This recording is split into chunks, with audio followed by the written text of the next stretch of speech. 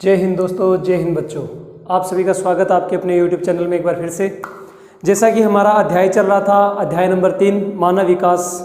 अध्याय का नाम था हमारा मानव विकास। मानव भूगोल के मूल सिद्धांत आपकी पुस्तक थी जियोग्राफी की, जिसका हम लोग अध्याय नंबर 2 कंप्लीट कर चुके थे पिछले 5 वीडियो सेशन के अंदर। और हमारा अध्याय नंबर हमने 3 शुरू किया था, मानव विकास नाम से जो अध्याय है, जिसमें हमने एक वीडियो कंप्लीट कर लिया है, यानी एक वीडियो सेशन बना चुके हैं। और उस वीडियो सेशन के दौरान हम लोगों ने इतना सीखने का प्रयत्न किया था कि वृद्धि क्या है, विकास क्या है। मानव विकास पढ़ रहे थे ना, तो उसके अंदर हमने ये सीखने का प्रयत्न किया था कि वृद्धि क्या है और विकास क्या है। और उसके साथ साथ में ये भी देखा था कि वृद्धि और विकास में अंतर करने वाले हमारे महत्वपूर्ण बिंदु कौन कौन से हैं, जिनके द्वारा वृद्धि और विकास में अंतर किया जा सकता है। उसके साथ में हमने देखा था कि एक सार्थक जीवन किस प्रकार जिया जा सकता है। यहाँ तक की बातें कंप्लीट हो चुकी थी। अभी आगे की नेक्स्ट इस वीडियो सेशन में हमें आगे की बात करेंगे, जिसके अंदर हम पढ़ेंगे कि मानव विकास था क्या। हमने ये भी देखा था कि देखो, भूगोलवेत्ताओं को मानव विकास नाम के शब्द की जरूरत क्यों पड़ी। हमने पिछले वीडियो सेशन में बात कंप्लीट कर ली थी कि भूगोलवेत्ताओं को मानव विकास शब्द की, ये जो शब्द है, इसकी जरूरत क्यों पड़ी। मानव विकास जो शब्द है क्यों रखा गया, क्योंकि पहले वृद्धि और विकास ही चलता था। समझने का प्रयत्न कीजिएगा कि 1990 और 1980 और 1990 का जो दशक है, उसके बाद की बात हो रही है कि 1980 और 1990 के दशक से पहले वृद्धि और विकास ये दो शब्द चलते थे अलग अलग। लेकिन फिर क्या जरूरत पड़ी कि वृद्धि और विकास को, चलो ठीक है, रख भी लिया या नहीं भी रखा, लेकिन उन दोनों को सम्मिलित कर दिया गया। किस शब्द के अंदर? मानव विकास नामक शब्द के अंदर सम्मिलित कर लिया गया और एक नया शब्द बना दिया गया, मानव विकास। क्या जरूरत पड़ी भूगोलवेत्ताओं को इस शब्द को बनाने की, समझने का पहले प्रयत्न करते हैं, उसके बाद में हम आगे बढ़ेंगे। क्या था कि जब 1980 और 1990 का जो दशक था, उस दौरान अगर किसी भी देश को या किसी भी देश के विकास को, भाई वो देश विकास की कैटेगरी में कितने नंबर पर है, 1 नंबर पर है, 2 नंबर पर है, 10वें नंबर पर है, हम लोग पढ़ते हैं ना, विकासशील देश, विकसित देश या पिछड़े देश, इस प्रकार से। तो किसी भी देश को ये बताने के लिए कि वह देश जो है कौन से नंबर पर है या उसने कितना विकास कर लिया है, उसके लिए हम लोग क्या करते थे, उस देश की अर्थव्यवस्था देखते थे, आय देखते थे, इनकम देखते थे कि जिस देश की अर्थव्यवस्था सबसे ज़्यादा सुधरी हुई है, वही देश सबसे ज़्यादा मानव विकास सूचकांक में ऊपर माना जाता था। अर्थव्यवस्था का मतलब रुपये पैसे से। जिस देश के अंदर आमदनी सबसे ज़्यादा है या जिस देश के लोग जो है सबसे ज़्यादा रुपया पैसा कमाते हैं, वहाँ का, उस देश का विकास सबसे ऊपर माना जाता था। लेकिन बात क्या हुई, फिर देखो क्या हुआ कि भाई इस प्रकार भूगोलवेत्ताओं ने समझा कि इस प्रकार तो बात नहीं बनेगी कि कोई भी देश है, अगर वो रुपया पैसा ज़्यादा कमा रहा है तो उसको विकसित देश कैसे कहा जा सकता है। विकसित देश जब कहा जाएगा जब उस देश का नागरिक जो है रुपये पैसे कमाने के साथ साथ में उसको अन्य मूलभूत आवश्यकताओं भी उसकी पूर्ति हो रही है या नहीं हो रही है, या किसी भी देश के संसाधनों से उस देश को विकसित देश नहीं कहा जा सकता। जरूरी है कि उस देश का नागरिक, उस देश का व्यक्ति जो है वो संपन्न है या नहीं है, उसके पास में संसाधनों का अभाव है या संसाधन है या नहीं है। सरकार के पास में होने से कुछ नहीं होगा, उस व्यक्ति के पास में संसाधन है या नहीं है, तब जाकर के उस देश को विकसित या अविकसित की कैटेगरी में रखा जा सकता है। इसलिए कि वो व्यक्ति विकास कर रहा है या नहीं कर रहा, तो उसको बताने के लिए मानव विकास नामक शब्द की जरूरत पड़ी, जिसमें हमने वृद्धि और विकास को दोनों को अलग अलग करके पढ़ा था। और हमने ये देखा था कि वृद्धि क्या होती है, एक मात्रात्मक होती है, और विकास क्या होता है, गुणात्मक होता है। मैं इसके बारे में अच्छे से समझा चुका हूँ। आगे बात शुरू करते हैं कि 1980 और 1990 का दशक जो है, उसके बाद की बात हो रही है कि उससे पहले तो वृद्धि पर जोर दिया जा रहा था। इस दशक से पहले अगर हम लोगों से पूछा जाए कि कोई भी देश जो है वो विकसित है या नहीं है, तो उस देश की क्या देखी जा रही थी, वृद्धि देखी जा रही थी। 1980 और 1990 के दशक से पहले की बात है कि उस देश के अंदर वृद्धि है या नहीं है, उस देश के लोग जो है उन देश के लोगों के आय के अंदर या अर्थव्यवस्था में वृद्धि हो रही है, नहीं हो रही। अगर वहाँ के देश के अंदर अर्थव्यवस्था में वृद्धि हो रही है तो उसे क्या माना जाता था, उसे विकसित देश माना जाता था। लेकिन इस वृद्धि शब्द को हटा दिया गया 1980 और 90 के दशक के बाद। इस वृद्धि शब्द को के ऊपर फोकस नहीं रखा गया। बाद में ये भी देखा गया कि वृद्धि किस प्रकार की होनी चाहिए, गुणात्मक रूप में होनी चाहिए। कि कौन से पक्ष पर जोर दिया गया, गुणात्मक पक्ष पर जोर दिया गया। ध्यान रखना, एग्जामिनर सीधा शॉर्ट रूप में भी प्रश्न पूछ सकता है। आप लोगों को ये भी तो पता होगा कि 2010 से पहले 2 साल पहले जितने भी एग्जाम होते थे उनमें हमारे जो बोर्ड के जो एग्जाम थे, चाहे 10वीं लेवल का है चाहे 12वीं लेवल का है, उसमें आपसे अति लघुतरात्मक क्वेश्चन पूछे जाते थे, लघुतरात्मक पूछे जाते थे और उसके बाद में निबंधात्मक क्वेश्चन पूछे जाते थे। आपसे वैकल्पिक प्रश्न नहीं पूछे जाते थे, यानी ए ब से वाले या रेगिस्तान वाले प्रश्न नहीं पूछे जाते थे। लेकिन अभी पिछले 2 सालों के अंदर जो है आपके बोर्ड के एग्जाम के अंदर आपसे वैकल्पिक प्रश्न भी पूछे जाने लगे हैं, ए ब से वाले प्रश्न और रेगिस्तान वाले प्रश्न भी। तो उन छोटे छोटे प्रश्नों को कवर करने के लिए छोटी छोटी बातों को ध्यान रखना पड़ेगा कि 1980 और 90 के दशक के बाद में किस पक्ष पर जोर दिया गया था। अगर कोई देश है, अगर उसका विकास बताना है तो किस पक्ष पर जोर दिया गया था? गुणात्मक पक्ष पर बल दिया गया था, गुणात्मक पक्ष पर जोर दिया गया था। समझने का प्रयत्न करते हैं। देखिए आपको एक एग्जाम्पल देता हूँ। कई बार हमें घर पर बोलते भी हैं, हमारे कई बार मेहमान आ जाता है, मेहमान बोल देते हैं, या फिर कई बार हमें हमारे माता पिता गार्जियन वगैरह भी बोल देते हैं कि बेटा तू पढ़ तो लिया, तू गुणा नहीं है। उनका कहने का मतलब क्या होता है कि तूने वृद्धि तो कर ली, तूने क्लासें तो कर ली, पहली कर ली, दूसरी कर ली, ऐसे करते करते तू 12 क्लासें तो कर गया, तूने वृद्धि तो कर ली।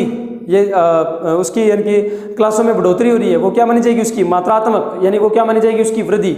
कि तूने वृद्धि तो कर ली, कि तूने पढ़ तो लिया बेटा, तू गुणा नहीं है। तो गुणने का मतलब है कि तेरे गुणात्मक जो पक्ष है वो तेरा नहीं सुधरा है। जो तुम 5वीं में हरकतें करता था वही तू आज हरकतें करता है। जैसा तेरा मानसिक पक्ष 5वीं में था वैसा ही अभी तेरा है, 12वीं में है। मतलब तू गुणा नहीं है, तू उस चीज़ को अभी तक समझा नहीं है, अपने जीवन में उसको धारण नहीं किया है। ये बात यहाँ पर लागू होती है। वृद्धि के अंदर क्या होता है? ओनली पढ़ना होता है कोई चीज़ को, या उसकी वृद्धि से मतलब है, उसकी बढ़ोतरी से मतलब होता है। जबकि गुणात्मक के अंदर क्या होता है? उसको समझने से मतलब होता है कि उसके गुण में परिवर्तन हो रहा है या नहीं हो रहा। तो ऐसा विकास जिसमें गुणात्मक पक्ष पर जोर दिया गया था और विकास के कुछ केंद्र बिंदु बताए गए थे कि उन बिंदुओं को केंद्र में रख करके ध्यान रखना है। वो केंद्र बिंदु थे कौन कौन से? तो केंद्र बिंदु थे, 1 नंबर पर आपका था शिक्षा। समझने का प्रयत्न कीजिएगा अच्छे से। अब आपका एक बड़ा निबंधात्मक प्रश्न या लघुतरात्मक प्रश्न बोले तो वो तैयार हो जाएगा।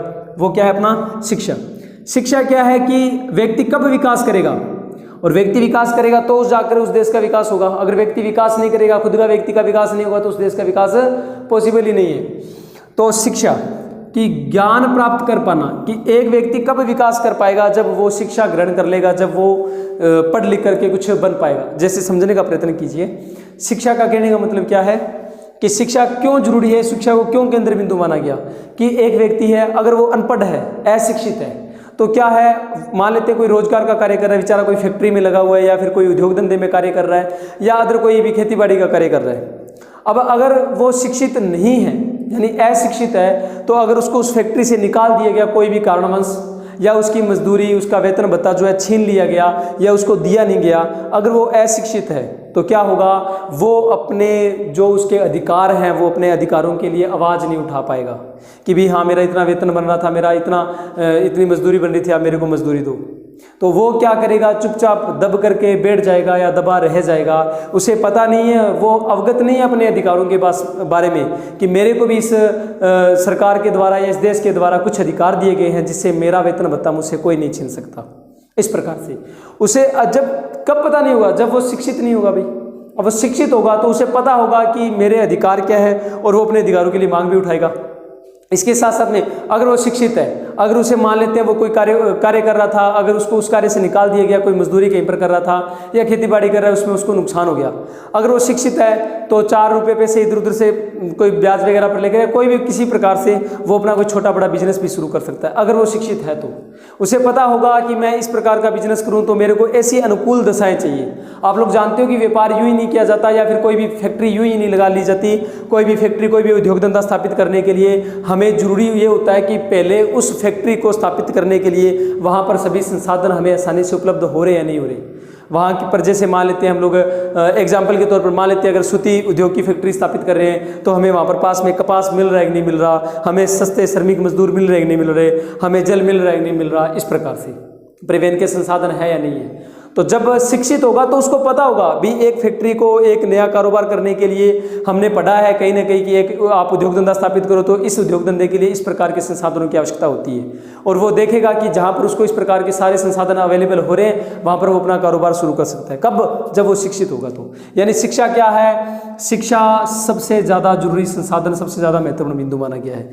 एक क्षेत्र को छोड़कर वो दूसरे क्षेत्र में जा सकता है, एक कार्य को छोड़कर वो दूसरा कार्य कर सकता है। आज मैं पढ़ा रहा हूँ, अगर आज मैं कोई स्कूल मैंने ज्वाइन कर रखा है, वहाँ पर मैं पढ़ा रहा हूँ, प्राइवेट संस्था में मैं पढ़ा रहा हूँ, तो अगर वहाँ से मेरे को किसी कारणवश निकाल दिया जाता है, अभी ये मेरी फीस वहाँ पर सेट नहीं हुई या फिर कोई भी अदर किसी प्रकार का रीज़न मान लो वहाँ पर मेरा पढ़ाना उनको अच्छा नहीं लगा, तो ऐसे थोड़ी ना वो मेरे से मेरा ज़िंदगी छीन लेंगे। हम लोग शिक्षित हैं, अभी मैं शिक्षित हूँ, ठीक है, अभी वहाँ पर मेरा सेट नहीं बैठा, मैं उधर चला जाऊँगा, स्कूल खत्म थोड़ी ना हो गए। बहुत सारे प्राइवेट संस्थाएं हैं, बहुत सारे एजुकेशन सेंटर चल रहे हैं, मैं कहीं ना कहीं जाकर के अपना रोजगार ढूंढ ही लूँगा अगर मैं शिक्षित हूँ। तो अगर मैं अशिक्षित हूँ तो मैं चुपचाप धरा बैठा रह जाऊँगा, निराश होकर बैठ जाऊँगा। मैं अपना कार्य जो है, अगर शिक्षित हूँ तो किसी न किसी प्रकार अपनी अर्थव्यवस्था को सुधार सकता हूँ। यानी शिक्षा सबसे महत्वपूर्ण बिंदु। अगर आपके अधिकारों का कहीं पर हनन हो रहा है तो वहाँ पर आप आवाज़ उठा सकते हैं कि मेरे को मेरे ये अधिकार दीजिए। ऐसे नहीं कि जैसे मान लेते हैं कि छोटा सा एग्जांपल देता हूँ, राजनीति का अगर ले कर दूँ आपको एग्जांपल, तो जैसे अगर मैं चाहता हूँ कि मैं राजनेता बनूँ या इस लाइन में जाऊँ, राजनीति वाली लाइन के अंदर जाना चाहता हूँ, तो यूँ थोड़ी ना भी मेरे को मेरी जाति धर्म के आधार पर मेरे को बाहर निकाल दिया जाएगा, मेरी सीट ही नहीं फिल की जाएगी या मेरे को टिकट नहीं मिलेगी। ऐसा थोड़ी ना है। अगर मैं शिक्षित हूँ तो मेरे को पता है भी किसी भी व्यक्ति के साथ में उसके धर्म को लेकर के उसके साथ में भेदभाव नहीं किया जा सकता। तो ये शिक्षा ही है जो व्यक्ति को अवगत कराती है हर एक पहलू से। ये शिक्षा ही है जो व्यक्ति को ये बताती है कि भाई तेरे से अगर तेरा एक कार्य छीन लिया गया तो कोई बात नहीं है, तू शिक्षित है, तू समझदार है, तू दूसरा कोई कार्य कर सकता है। उसको यानी कि कहने का मतलब है उसको ऐसी मानसिक स्थिति प्रदान करती है शिक्षा जिससे वो अपनी अर्थव्यवस्था को सुधार सकता है। अब समझ में आया होगा कि शिक्षा किस प्रकार व्यक्ति को जरूरी है। दूसरी चीज स्वास्थ्य। दूसरा महत्वपूर्ण बिंदु किसको माना गया? स्वास्थ्य को। स्वास्थ्य कैसे? कि दीर्घ एवं स्वस्थ जीवन जीना। कि अगर व्यक्ति शिक्षित होगा तो ही वो उसको पता होगा कि भी एक स्वस्थ जीवन जीने के लिए उसको किन किन चीज़ों का ध्यान रखना है, उसको किस प्रकार का खाना पीना है। और जब उसका जीवन स्वस्थ होगा तभी तो उसकी आयु लंबी होगी ना। अगर हमारा जीवन ही स्वस्थ नहीं है, मान लेते रुपये पैसा ज़्यादा कमा रहे हैं, इनकम मैं ज़्यादा कमा रहा हूँ, मान लेते मैं 40,000 रुपये पर मंथ का इनकम कमा रहा हूँ, 60,000 रुपये कमा रहा हूँ। कमाने से क्या है भाई, अगर उस 40,000 में 60,000 में अगर मेरे महीने के 30,000 रुपये मेरे ऊपर ही लग रहे हैं, मेरी फैमिली में किसी के बंदे के ऊपर लग रहे हैं, रोजाना लग रहे हैं उसके ऊपर पैसे, वो बीमार है, तो क्या उस रुपये पैसे से कोई विकास होगा? मेरा कोई विकास नहीं होगा। मैं इनकम जरूर कर रहा हूँ लेकिन वापस मैं कहीं ना कहीं भुगतान कर रहा हूँ, मेरा तो विकास नहीं है। मेरा तो विकास वैसा का वैसा ही है, मेरा विकास नहीं हो पाएगा। इसका मतलब क्या है, जब व्यक्ति को विकास करना है तो उसको शिक्षा चाहिए, उसको शिक्षा के साथ साथ में उसको स्वास्थ्य भी चाहिए कि उसका स्वास्थ्य अच्छा होना चाहिए ताकि वो एक लंबी आयु जिसके और एक स्वस्थ जीवन जिसकी, ताकि जो भी वो रुपया पैसा इनकम कर रहा है, अर्थव्यवस्था सुधारने की कोशिश कर रहा है, तो उसकी अर्थव्यवस्था में किसी प्रकार की कोई रुकावट न आए। और जब रुकावट नहीं आएगी तो वो अपना विकास आसानी से कर सकेगा। और जब व्यक्ति अपना आसानी से विकास करेगा तो देश का भी विकास होगा। जैसे बोला जाता है बूंद बूंद से घड़ा भरता है, तो एक देश का विकास तभी होता है जब उसका एक एक नागरिक का विकास होता है। जब उस देश के एक एक नागरिक का विकास होगा तो उस देश का विकास माना जाएगा। तीसरा पॉइंट आपका क्रय शक्ति। क्रय शक्ति कैसे भी? कि संसाधनों तक पहुंच।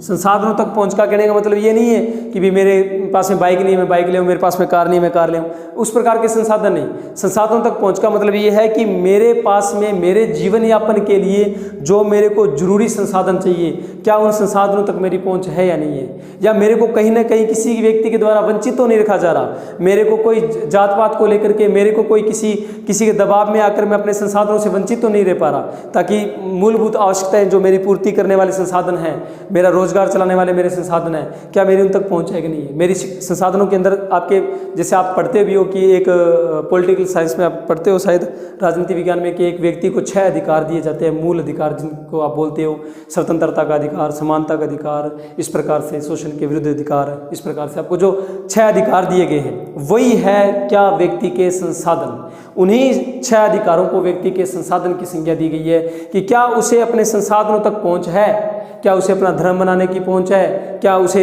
अपने कोई भी कहीं भी कोई किसी प्रकार का बिजनेस या कार्य करने की पहुंच है। मतलब क्या है कि वो उसको स्वतंत्रता है कि नहीं है, संसाधनों तक उसकी पहुंच है कि नहीं है, कि वो कहीं पर भी जाकर के मांग कब उठा सकता है, अपने अधिकारों के लिए आवाज़ उठा सकता है कि नहीं उठा सकता, वो उसके संसाधन कहलाएंगे। हाँ, हालांकि संसाधन में हम लोग छोटे बड़े सारी चीज़ें साथ में सम्मिलित कर लेते हैं, लेकिन मुख्य रूप से अगर संसाधनों तक पहुँच की बात करें तो यही संसाधन रहेंगे जो उन 6 अधिकारों की कैटेगरी के अंदर आने वाले हैं।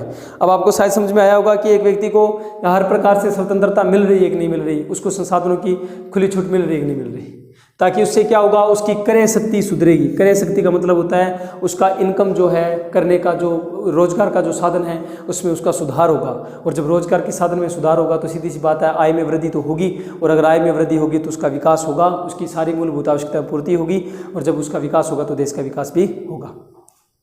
बात कर लेते हैं थोड़ा सा और कि ये जो 3 महत्वपूर्ण बिंदु बताए गए थे इनको एक बार के लिए आप बस याद रखना, ओनली याद रखने के लिए बता रहा हूँ। बाकी हम इसके ऊपर आगे वाला नेक्स्ट वीडियो है इसके अंदर अच्छे से बात करेंगे कि इन 3 महत्वपूर्ण बिंदुओं को, या ऐसे बोल दिया जाए कि मानव विकास के केंद्र बिंदुओं को मापने के सूचक या मापने की इकाई एग्जामिनर पर डिपेंड करता है। वो कुछ भी लिख कर दे सकता है, मापने के सूचक बोल दे या मापने की इकाई बोल दे, बात एक की ही हो रही है कि विकास के केंद्र बिंदुओं को मापने की इकाई क्या है। तो इकाई क्या क्या बताओगे, एक इकाई है आपकी HDI और दूसरी इकाई है आपकी HPI।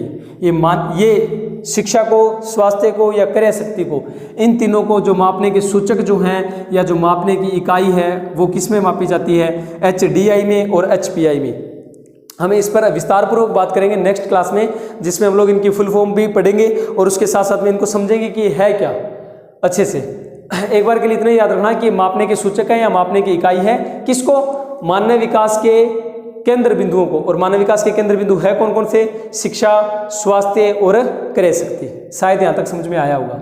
थोड़ी सी बात और कर लेते हैं कि इन तीनों महत्वपूर्ण बिंदुओं को क्या बोला जाता है, मानव की अक्षमता भी बोला जाता है।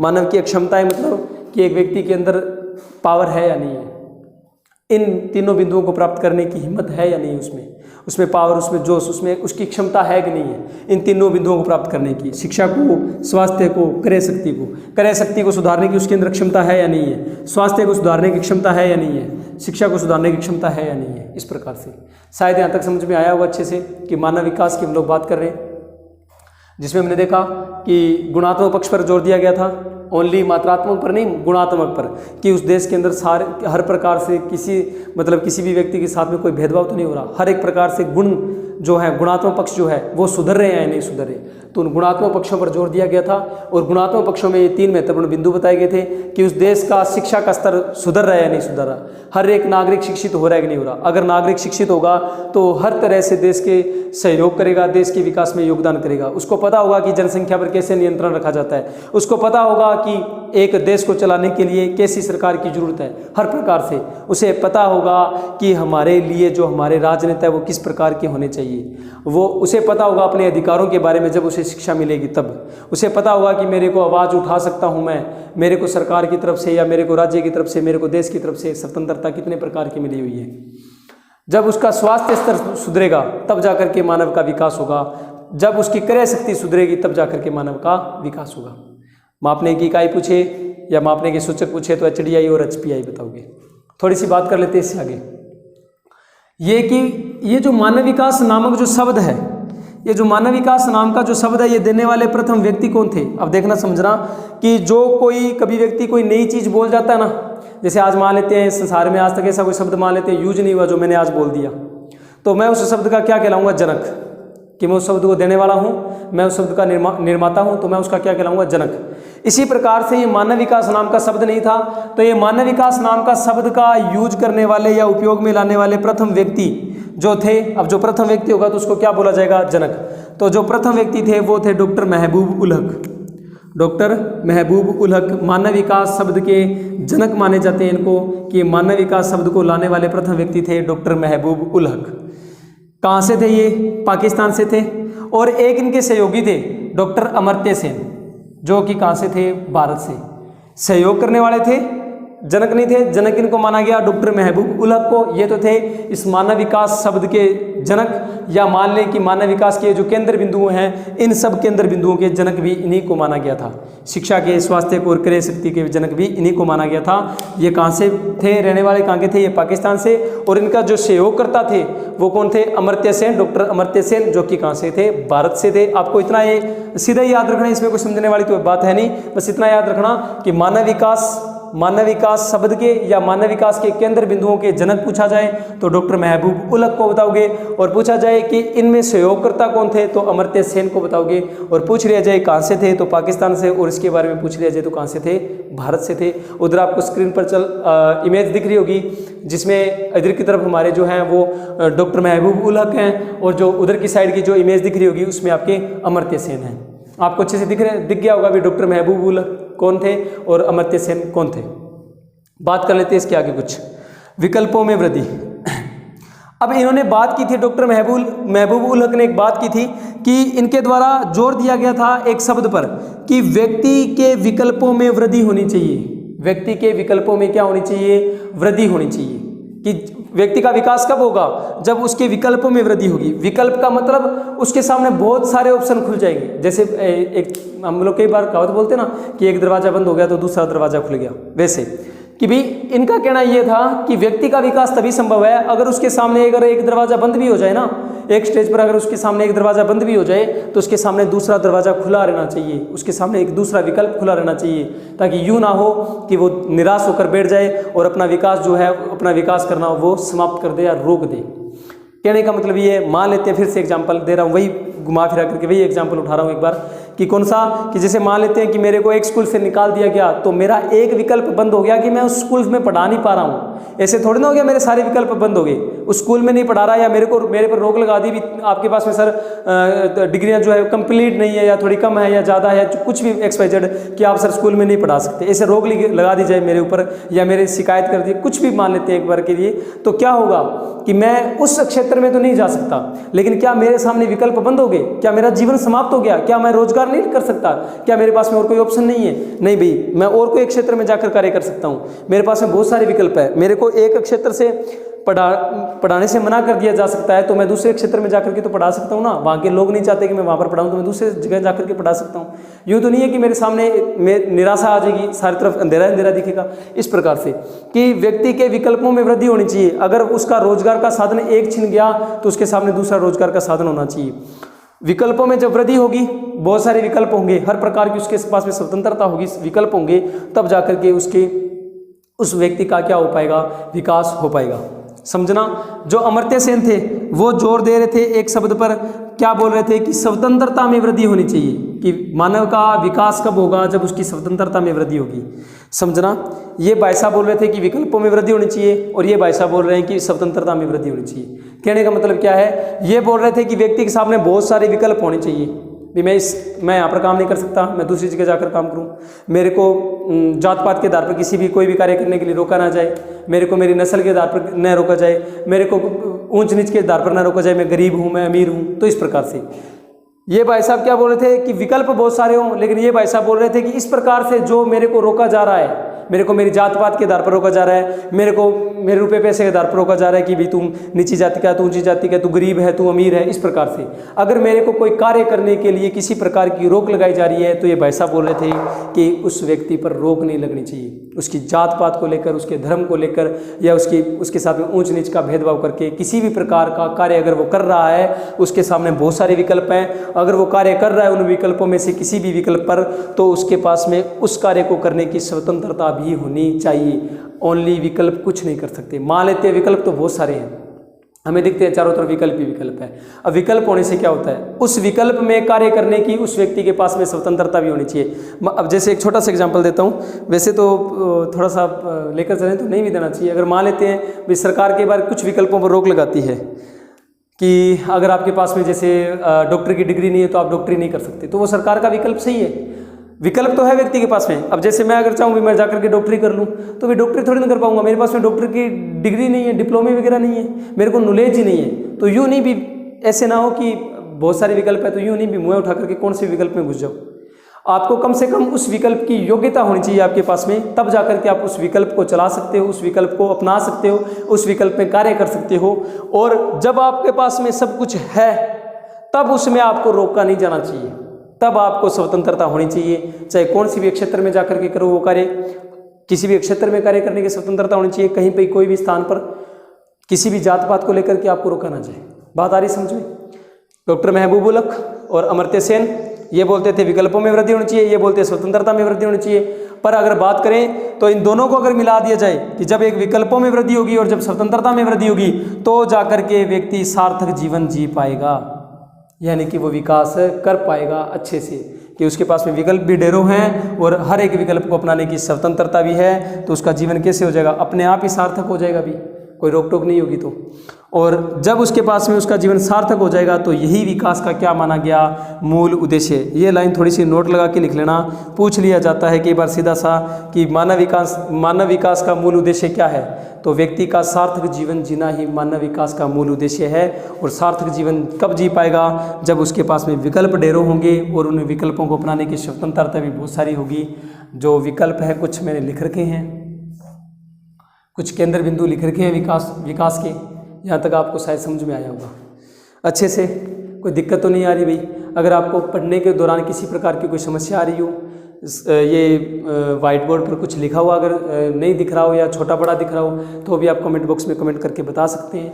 और अगर आपको पढ़ाया हुआ अच्छे समझ में आ रहा है तो आप अपने फ्रेंड के साथ में इसको शेयर जरूर करना और लाइक करना, और ताकि आपके साथ साथ में आपके जो क्लासमेट हैं, जो आपके सहपाठी हैं, वो भी इस वीडियो सेशन का लाभ उठा सकें। और जिस प्रकार से आप सफलता को हासिल करो, आपके सहपाठी भी सफलता को हासिल कर सकें। ओके फ्रेंड्स, आज के लिए इतना ही, बाकी हम पढ़ेंगे नेक्स्ट वीडियो सेशन में। तो धन्यवाद।